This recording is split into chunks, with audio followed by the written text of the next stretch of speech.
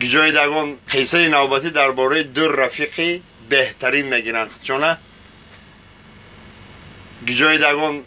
یگان جای چراگاه نرمال دیدن ای همونجا فقط کارتوشکو میزنن شما میرن میزنن لیمچه میبرن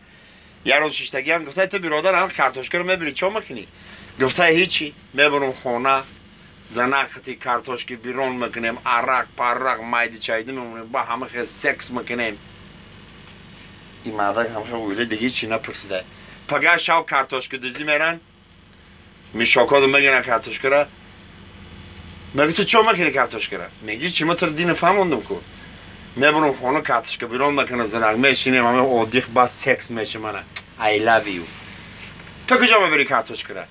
گفتم من اویله کسم میگم من همین لیمچ کارتوشکو رو بگیرم پیش زنی تو برم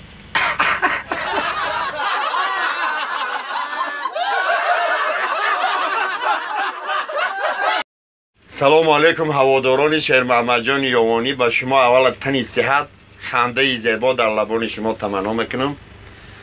یک قصه پیشنهاد میکنم به خاطر برادرای غریب سربلند باشین سه تا برادر یک روز میبرن هر سه میبرن گور میکنن خوجه بر نماینده ها میبیان میگن که کسی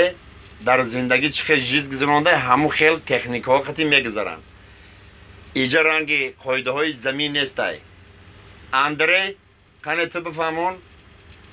ما ایجا تفتش کردیم تو زن تو یکانگر ازمینت کدگی نیستی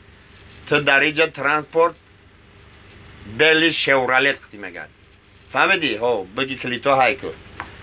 دویمانگی میخائیل تو زن تو 5 بار ازمینت کدگی تو مرسدس خطی میگن بگی کلیتا برو یورا تو 16 بار زن تو ازمینت کدگی تو 01 خطی میگردی پریود برو آمدیم بگه تفتش بکنه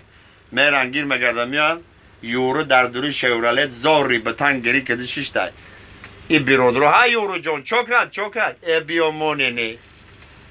ما زنه که یکان بار ازمینت نکدیم ما زن گفته ویر حرمت کدیم شورالت خطی رفته سبودم استریچ نوی زن مستریچت کدم 06 خطی